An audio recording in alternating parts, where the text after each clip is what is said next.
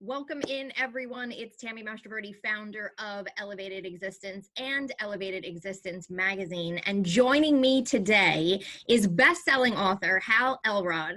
He is best known for his book, The Miracle Morning, which has been translated into 27 languages, has over 2,000 five-star Amazon reviews, is practiced daily by more than 500,000 people in 70 plus countries. And it's led to many other Miracle Morning books for entrepreneurs, for writers, for couples, for parents, etc. And he is also the executive producer of the forthcoming The Miracle Morning movie, which is a documentary that will be out later. And he's really on a mission, and he talks about this. His mission is to elevate the consciousness of humanity one morning at a time. He's also the host of the highly acclaimed Achieve Your Goals podcast, creator of the Best Year Ever Blueprint live experience.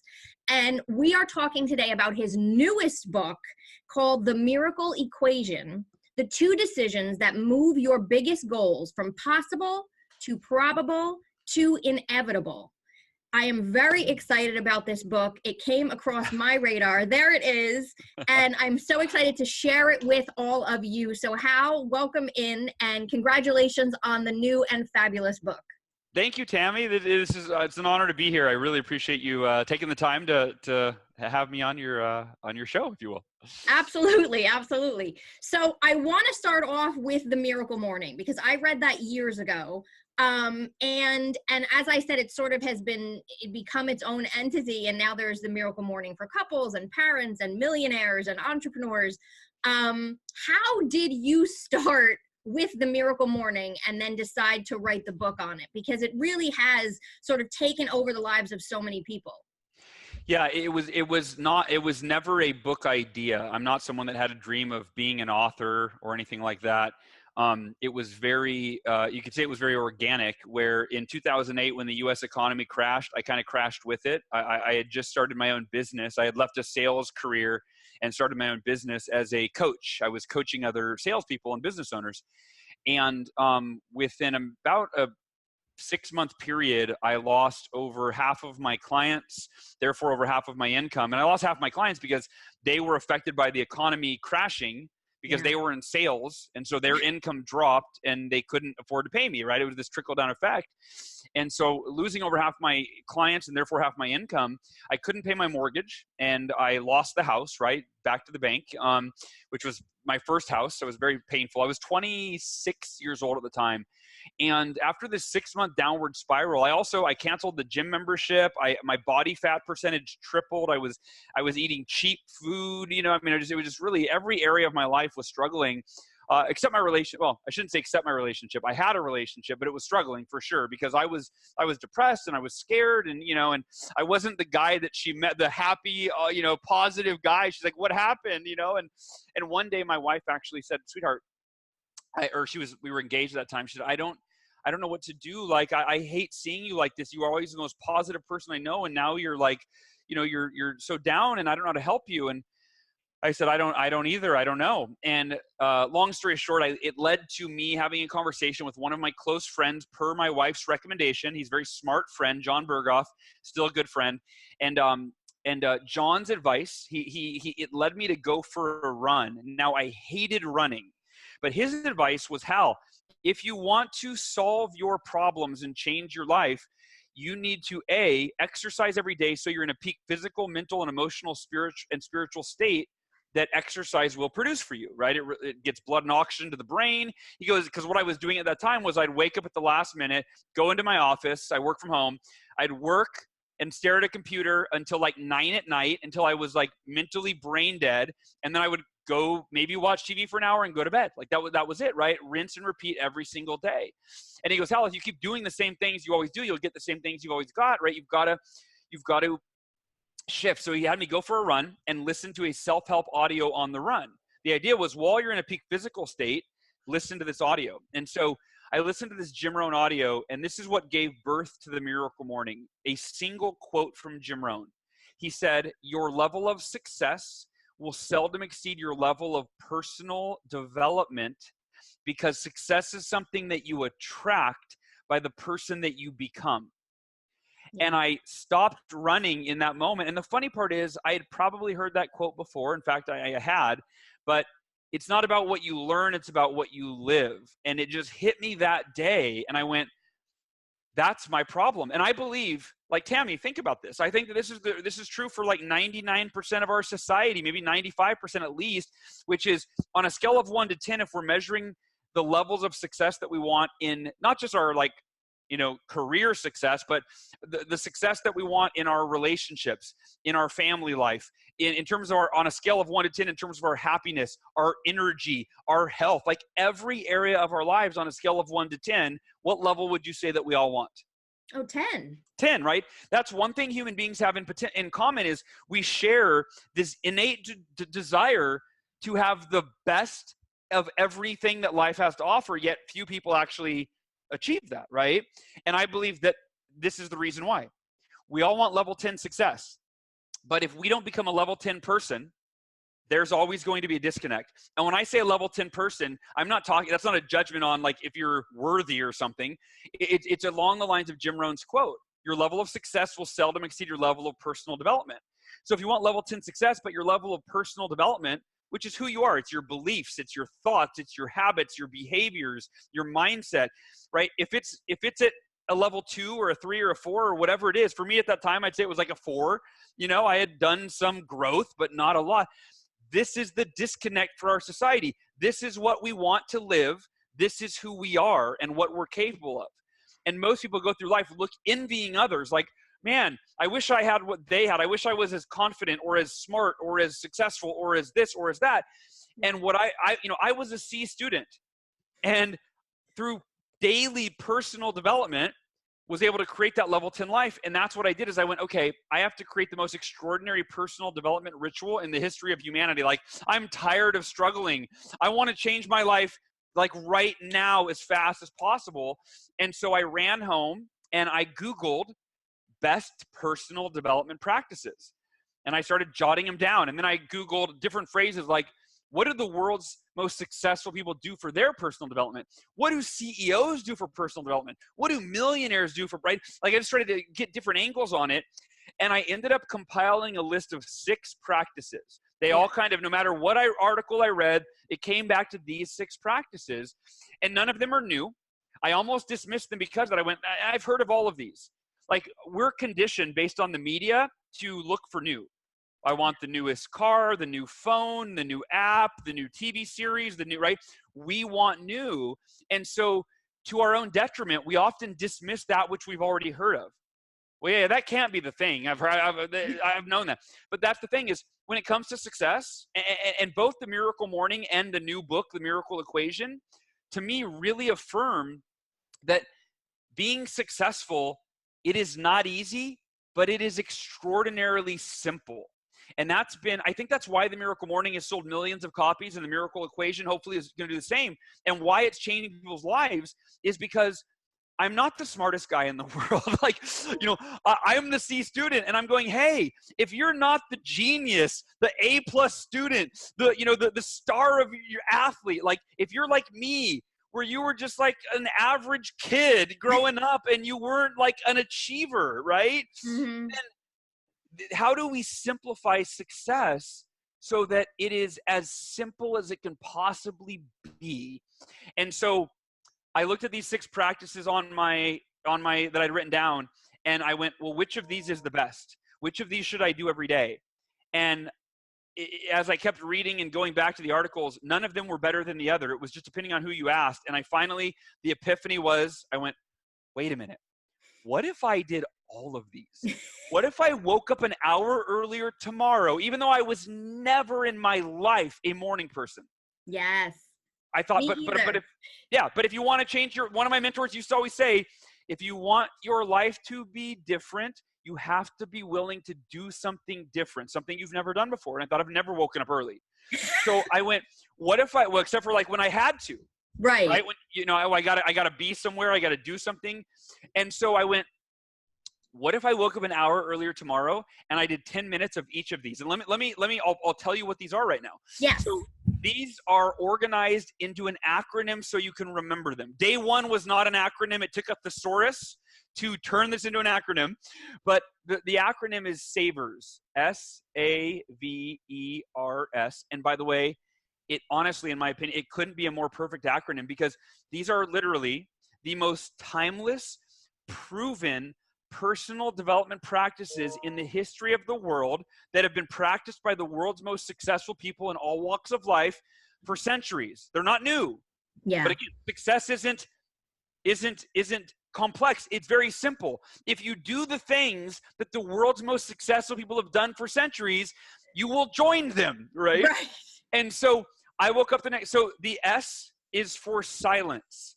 So meditation or prayer or a combination of both. Mm-hmm. But instead of starting your day, most people wait till the last minute to wake up. They hit the snooze button 3 or 4 times till they absolutely have to get out of bed, or there's going to be a negative consequence. They get out of bed. They don't spend time in peaceful, purposeful silence, right? They're rushing around. They're stressed. They're chaotic. They're running late. So the benefits of meditation alone. So prayer, you know, if you're spiritual or religious and you pray, right? And I pray every day. I believe in the power of prayer. Then that can be part of your silence. But if you've never meditated before, I would encourage you to strongly consider incorporating that in the start of your day. And there are over 1,400 scientific studies that have proven the physical, mental, emotional, and spiritual benefits of meditation, right? If you want to lower your stress, which if you want to live a long life, stress is one of the number one causes of disease. So meditation lowers your cortisol levels, which essentially is, your stress levels, right? Mm-hmm.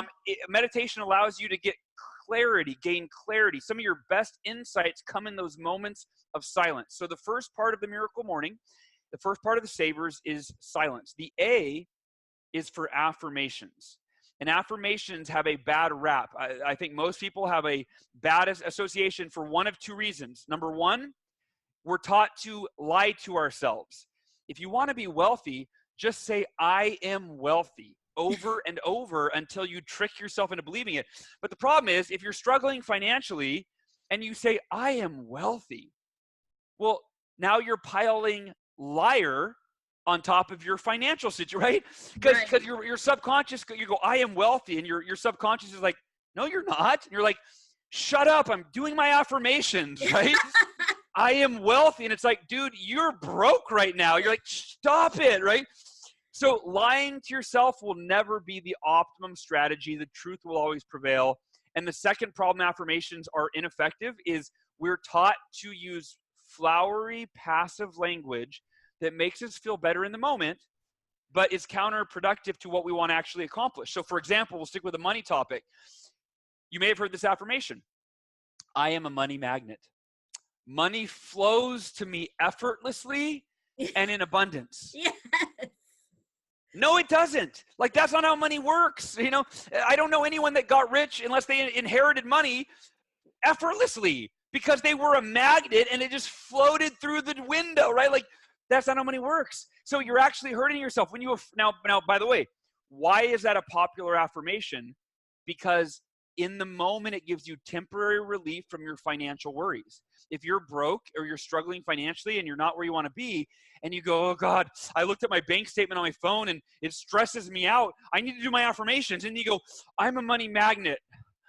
Yeah, that feels better. Money flows to me effortlessly and everything's going to be okay. Oh, thank goodness, right? But that doesn't actually get you to do the things that'll produce income and wealth, right? So if you're going to do affirmations, I'm going to just lay it out here for you. 4 steps to create affirmations that will produce measurable results. Number 1, don't affirm what you want, and don't affirm a lie, and don't affirm magic happening. Affirm what you're committed to. The single determining factor in someone's success is their level of commitment. That's it. Like I said, success is not easy, but it is simple. If you are committed to achieving anything in your life, whatever that anything is, if you're fully committed, then there's always a way. You'll find a way. If you're committed, then you'll learn what you need to learn so that you know what you need to do, and then you'll do what you need to do to accomplish what you want to accomplish. It's all about your level of commitment, right? So first part of your affirmations is don't affirm what you want or what you think you are or some lie. affirm what you're committed to. So instead of saying, I am wealthy, say, I'm committed to becoming wealthy. Very different. Very different what it does to your psychology.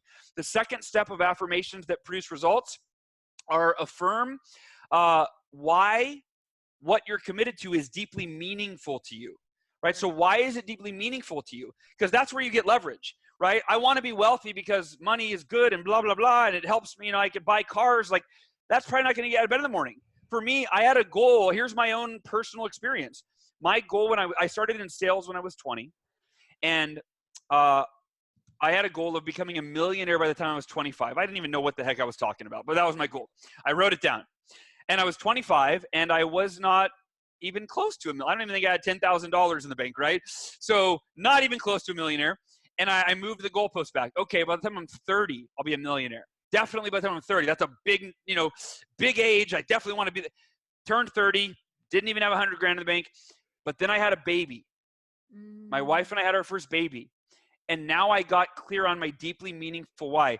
I have a my affirmation said I have a responsibility to become financially secure and financially free by the time I'm 35 so that I can provide financial freedom and security for my wife and our daughter. And now I had leverage, and now I achieved the goal by the next goalpost that I set for that goal. So the third step is to affirm which activities are you committed to doing that will ensure your success, right? So every goal that we have, every dream, it's always preceded by a process made up of specific activities that if you do those activities, you'll achieve the goal, right? It's only in not doing the activities that you won't achieve the goal. And the fourth step is affirm when you will do those activities. So to recap, number one, write down what you're committed to, a specific meaningful result. Number two, why is that outcome deeply meaningful to you? Number three, what activities, actions, behaviors, habits, right? What will you commit to doing to ensure that you achieve that goal? And number four, when specifically are you committed to achieving that goal? And now you've got a recipe to reprogram your brain to influence your behaviors in a way that is in alignment with what you ultimately want for your life. Now, I won't go in as much depth on the rest of the savers, but I wanted to give you, that's my favorite saver, is the affirmations. Yes. And it's the one that has the worst reputation. Like, I'm not going to, what are affirmations? I am smart. I am blah, blah, blah, right? Those are for insecure people that need to make themselves feel good. Like, no, affirmations they're rooted in neuroscience. You're creating new neural pathways every time you affirm according to that formula. The V is for visualization. The world's greatest athletes visualize every day. They visualize themselves performing before they need to perform. And that's how they become the best in the world. It'll work for them. It'll work for you and I. The E is for exercise. And I'm not saying you have to go to the gym and do a full-blown 1-hour workout in the morning. I'm saying you need to do 60 seconds of jumping jacks, 5 minutes of yoga, right? Like I have an app on my phone called the 7-minute workout.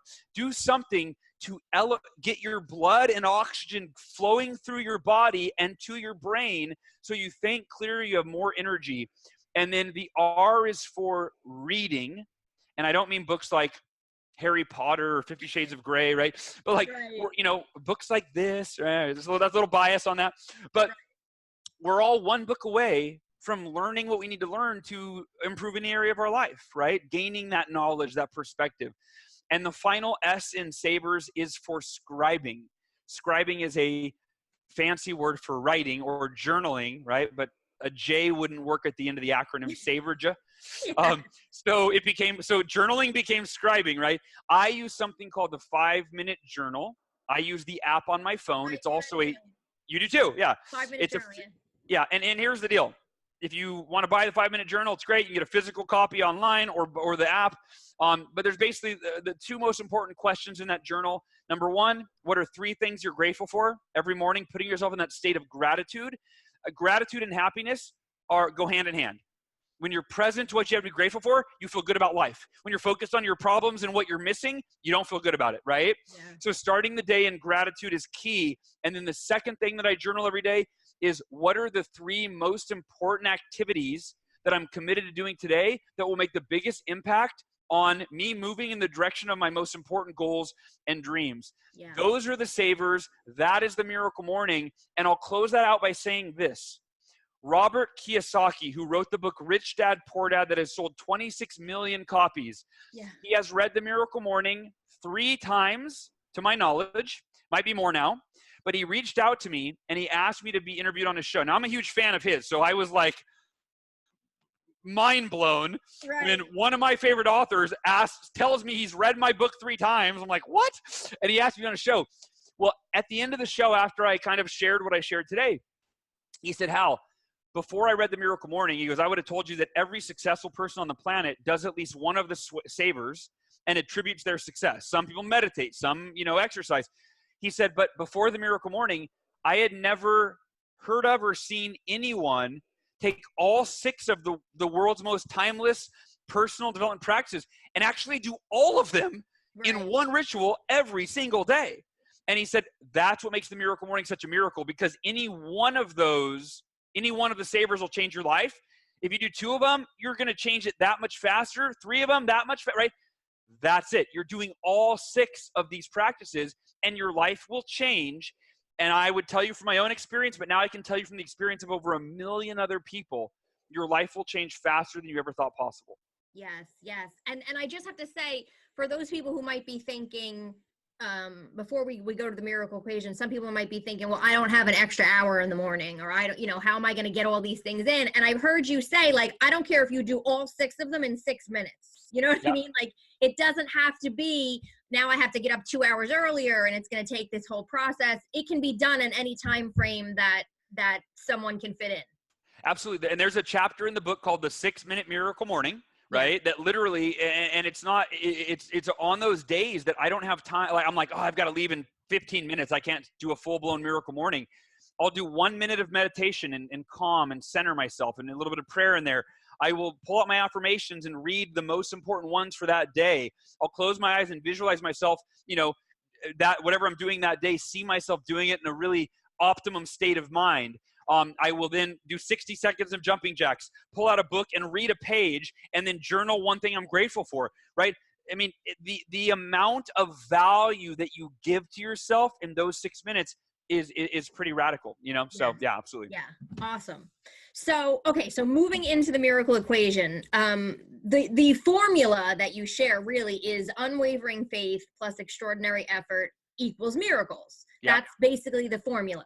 And you talk about the faith effort feedback loop, which basically one feeds into the other one into this sort of loop. Yeah. Can you share for people, what do you mean by unwavering faith, and how does one get to a place where they have that? Because I know you've gone through so many things in your life.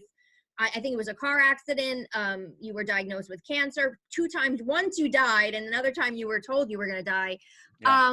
And you were able to hold on to that faith. So can you share a little bit with people, what are some ways that they can get that in their life? Yeah, absolutely. And that's the thing about the miracle. So there's a few things I want to do. Number one is I want to redefine a miracle for you, because when you hear the word miracle is a very loaded word, right? Yeah. Obviously there's a religious context, is often first glance, but even at the very least, people tend to view miracles as random passive acts that they have no control over, right? So it's kind of like, well, if I want a miracle, there's only one person that can deliver a miracle, and it's God, and I've got to pray, and I've got to wait, and I've got to hope that a miracle shows up in my life. I'm not about that. Not that I'm not about that, prayer or anything like that, but I mean, I'm not about waiting. I'm about you creating the circumstances that you want in your life. And let's redefine a miracle so that it's something that's tangible, that it's measurable, and it's something that you have control over. And of course, if you want to pray and God help you to achieve this miracle, but I've found that the miracles are achieved when we work hard, not when we pray and sit back and wait, right? Mm-hmm. So here's how I define a miracle. A miracle is a meaningful outcome beyond the realm of what you currently believe is probable for you. I'll say it one more time. A meaningful outcome beyond the realm of what you currently believe is probable for you. Not possible, by the way. I didn't say possible. Possible exists in the void of nothingness, right? Everything's possible. But we don't pursue that which is possible. We pursue that which we believe is probable. Human nature is to pursue certainty, right? And that's why most of us never, ever achieve the big goals and dreams that we have, because we've never achieved them before.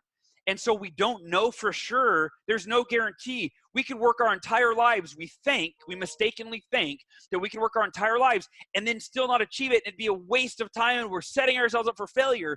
So we tend to just do the same things over and over and over and over again. Hey, I might not be living the life of my dreams, but you know what? At least I'm surviving. And our caveman ancestors, that's what our primitive brain is designed to do. It's survive, right? Cavemen and women weren't trying to achieve an extraordinary life. They were hunting for a buffalo, and when they caught the buffalo, that was their extraordinary effort. And then they went back into their minimalistic way of living, which is, I'm going to sit around and eat buffalo meat and do nothing, right?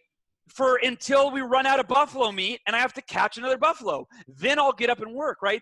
But that doesn't achieve extraordinary results in today's, like in our modern age, and what we want to create a life of freedom, a life of happiness, a life of fitness, right? I would imagine that a lot of cavemen, once they caught that buffalo, then they got pretty fat for the next few months, right? You know, they weren't like measuring physical fitness, you know, and I don't know, but the point is this. So first and foremost, a miracle is a result that is meaningful beyond the realm of what you believe is probable for you. And therefore, when you achieve it, it feels like a miracle. Right. Because it was out, you know, like, for example, take, you know, if someone's earning $30,000 a year, right? Earning $100,000 in a year feels like a miracle. And I'm speaking from experience. When I made a jump, this is kind of a tangent, but it's related. When I was when I was 24, I earned $38,000. And I set a goal of earning over $100,000 the next year, right? And this was one of the first years I applied the miracle equation to an entire year, where I had to establish unwavering faith that I could do this thing I had never done before. And that is counterintuitive. Human nature is to maintain faith only in your past, right?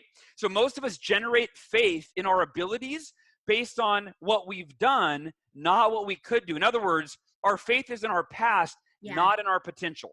Yes.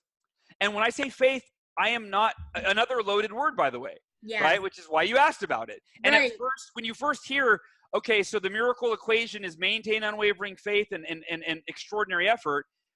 Okay, great. So I have to believe in myself and work hard. Thanks, Hal. Like, tell me something I don't know. Right. So we'll break this down so you realize that this is, first and foremost, you need to realize this. Every successful person, my daughter just blew me a kiss. Every successful person on the planet in all walks of life, they live by these two decisions. Show me a person that is, you know, it could be an Olympian, it could be a CEO or a billionaire, a millionaire, someone that's extraordinarily fit and healthy, whatever it is. Show me one that didn't have to establish the faith at some point in their lives that they could do something they had never done before. By default, it's a fact, because we're all born as infants, right? No NBA player was born with a jump shot, right? No millionaire was born with financial savvy, right? You know, no marathon runner was born with cardio, capacity, right? We had to establish the faith that we could do something. I had never written a book before, so I had to establish the faith that I could write a book. That was scary. I didn't even know if I could, right? And here's the thing. When you establish unwavering faith, it's a strategy to move your biggest goals and dreams from possible, which means close to nothing. Everything's possible for everyone, right? Right. We don't, right, to probable. Now we're getting somewhere. And here's the thing. Once you establish the faith that you can do something that you've never done before and you put it in writing, that is a key component, right? In the book, I teach you, there's a template for how do you create a miracle equation affirmation. And we just talked about affirmations, right? In the format that I gave earlier, so that you're reinforcing the faith that you can do this thing over and over and over. And I'm not a very scientific person, but I'm a simpleton, okay? And I was interviewed recently by a Dr. Shannon Irvine, who is a specializes in neuroscience, and she's breaking down the neuroscience, just talking way over my head on, but she's basically saying how, and she had read the miracle equation. She goes, what I love, and you may not even realize this, but what you're teaching people to do, the way you teach them to phrase their affirmation and then read it every day, is they're literally using neuroscience to reprogram their brain. They're creating new neural pathways around the single thing that matters, which is their level of commitment, right? That's it. Yes. That you're reprogramming your brain to be committed to do the things necessary. And that's the biggest complaint I get when people reach out. Hal, I know what I need to do to be healthier, wealthier, happier, but I can't get myself to do it. That's what this is about. You start with changing your thinking and seeing every opportunity in your life, not through the lens of who you've been in the past, but through the lens of unwavering faith for what you're capable of doing. And the second decision, once you establish unwavering faith, you mentioned the feedback loop. Yeah. Unwavering faith is the precursor to extraordinary effort. Yeah. And extraordinary effort, the secret is, it's not just about working hard. It's actually about being strategic in how you approach your effort. And in one word, I would define it as consistency. Extraordinary effort isn't about hustling and grinding and working 60 hours a week.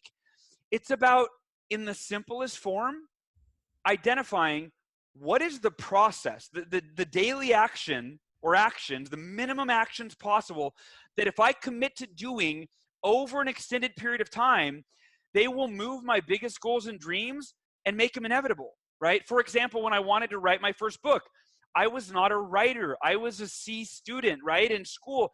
And I was like, how am I going to write a book? But I committed to I committed to a daily time. I will write no matter what for 60 minutes every morning from 6 a.m. to 7 a.m., even if I don't feel like it, even if I have no idea in my mind what I'm going to write about, I'll just start typing. And I literally learned this from another author. I would start typing some days. I'm typing because I committed to type and work on my book, but I have no idea what I'm going to write today. What should I write about? Well, what did I write about yesterday? I mean, it was literally, I would just start talking, I would start writing, and sometimes halfway through the first page, I'd be like, I would literally kind of coach myself through it, and I would go, oh, what if I wrote about this? Yes, and I would get, but the point is, my process was I committed, my business partner, who is my co-author for all of the book series books, Honoré Corder, I think she calls it her AIC strategy to writing books. AIC stands for ass in chair. And she goes, that's it. Most people, because they're like, I don't know what's right, they never do it. And she goes, if you sit in front of your computer every day for a fixed period of time with the intention of writing and a blank page in front of you, eventually you're going to figure it out, right? Yes. So extraordinary effort is about, so my process was to sit in front of my computer and write for an hour, even if I didn't know what I was going to write about. And guess what that leads to, Tammy? My goal of writing a book went from being possible to being probable. And as long as I committed to keep doing that process, and however long it took, now it's inevitable. Mm-hmm. And that's the only variable in you achieving your biggest goals and dreams is the time period that it takes to do it. Like my goal of Miracle Morning was sell 1 million copies the first year. My first year, I sold 10,000 copies. That means I was 990,000 copies short, or 99.9% short of my goal. Mm-hmm. Think about that. Most people you'd give up. But I was committed to apply the miracle equation, unwavering faith that I could change 1 million lives, and for as long as it took. I didn't care if it took me 30 years to keep doing interviews and so on and so forth. And during that first year, I did 150 podcast interviews. I did a dozen TV interviews. I did 36 speeches. Like, I put forth extraordinary effort. Yes. But I fell way short of my goal because the time frame was I just wasn't realistic about it. And it took me 6 years. But the last thing I'll share is this. When you, no matter how long it takes you, when you finally get to the point in your life that you've been working so hard for so long, the timing is always perfect. You Yes. never wish it. You never look back and go, oh man, I wish it would. You look back and go, oh, I get it. That journey that I went on for the last 2 years, 5 years, 10 years, those challenges, that adversity, all of it was necessary to shape me into the person that I became, that was able to create everything I wanted for my life. Yes, and that's what I love about your sort of take on goal setting, right? So you talk about finding a mission and have you can have different missions for different areas of your life, but I heard you say, and you say it in the book, the purpose of creating these goals is not really necessarily just to achieve the goal. Yep. It's to become the person with the qualities, with the attributes of someone who's going to achieve that goal. So even if, like you said, it takes you 6 years instead of a year, you're still working on yourself and becoming a different person before you hit that goal. And so it's like takes people off the hook of the time frame. And that's what I really kind of like the way you talk about goal setting. Well, yeah, and I'll dive in on that, because that's such an important point, is that we mistakenly think that the purpose of a goal is to hit the goal. Right. And if you're scratching your head with me saying that, and you go, well, of course that's the purpose. That's why you set a goal, to hit the goal. That is a purpose, right? That is a benefit. Is hitting the goal, that's a benefit. But here's the deal. The biggest benefit, and this is another Jim Rohnism. I mean, I'm taking a lesson I learned from him 10 years ago and kind of putting my own take on it. But it's the idea that whether or not you hit any individual goal, the value in any individual goal and reaching it pales in comparison to you utilizing the goal as simply a target to develop the qualities and characteristics of a goal achiever. So if you set a big, meaningful, crazy, scary, difficult goal, and let's say it's a 1-year goal, right? Like for me with my miracle, like the Miracle Morning, selling 1 million copies. That was the goal. I did 150 podcast interviews. I did 50 of my own podcasts. I did over a dozen TV interviews, 36 speeches, right? I put forth extraordinary effort. I didn't reach the goal, not even close. But I developed the habits, the mindset, the qualities, the characteristics, and even the skills. Like doing 150 podcast interviews, you get pretty good at interviewing on podcasts, right?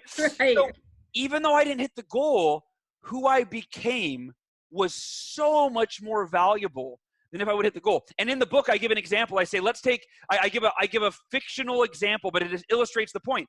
Let's say there are 2 people, Tammy and Hal, whatever, right? And our goal is to become a millionaire. Like that's our goal, right? We leave college, we graduate college, same graduating class. Let's be millionaires, Tammy, let's do it. And let's say you go out and you start a business. I go out and I buy a lottery ticket, okay? And let's say I win. I win, and now I'm a millionaire, and I'm like, Tammy, dude, I'm a millionaire. And you're like, that's so unfair. So I go, I buy a house, I buy a car, I'm set, I live a lavish lifestyle, I don't work, I just go, I leave college, and I spend the next 5 years traveling the world, right? Right. You spend the next 5 years building a business, struggling, maybe that one even fails, and you got to start a new business, and let's say after 5 years, you finally achieve that goal of becoming a millionaire. Now, it took you 5 years of working your tail off. From the outside, the way that human beings are conditioned to think of what success is or isn't, what goals are about, and even if the outside would go, dude, I would way rather be Hal. He won $1 million. You had to work your tail off. Right. At the end of 5 years, Hal's blown through his money. He has no work ethic. Right? I have no skills. No, right? And now you, because of who you've become, the rest of your life will be better off as a result. Even though you didn't hit the goal that you set, quite like Hal did, or like I did, right? So the point is, the real purpose of a goal is not to hit the goal. The purpose of a goal is to become the type of person that you need to be, developing the qualities and characteristics that will enable you to achieve any goal that you set in the future. And when you have that mindset, you go, it doesn't matter if I hit the goal. So now I don't have to be scared to set big, scary, audacious goals, because I'm going to give it everything I have to hit the goal. And here's what ends up happening. Often on the way to reach a goal anyway, the goal often changes. You're like halfway there and you're like, oh, I don't even want this. I want it, right? Like when I was younger, I had this goal of being like the top salesperson in my company, and that was my career. And then I had this car accident where I was hit head on by a drunk driver. I died for 6 minutes. I was in a coma for 6 days. I was told 6 days. I was told I would never walk again. I had permanent brain damage. I was 20 years old. And so my goal that I thought was to be the top manager in my company, I went, wait, maybe I'm meant to do something different with my life, right? So the goal often changes anyway, but who you become, the growth you experience on that journey to the goal, only the growth lasts forever, right? Money gets spent. You know, I mean, any trophies get thrown away. Recognition fades into the memory, right? Only the growth lasts forever. Right. Yes. And that's why I think that's what I love so much about how you share things. And I feel like the Miracle Morning plus the Miracle Equation is really equipping people with everything they need to change any area of their lives, no matter what they're trying to do. And like you said, it's not hard. You know what I mean? If you follow the formulas, it's not hard. And so in the Miracle Equation, you really, you know, we kind of talked briefly about everything here, but you get down into here's how you create the affirmations. Here's the steps you take. Now figure out, okay, like you said, take that action. And that's the other piece I like about your work is it's not just about setting the goal and then waiting for the universe to bring something to you. You which is lovely, and I believe obviously in prayer and all of that, but I also believe sometimes the universe is sending you a sign, and if you don't take action on it and if you don't start doing something, you're not going to move. You're just going to stay stagnant. So you really give people the tools to easily and in a fun way start taking action.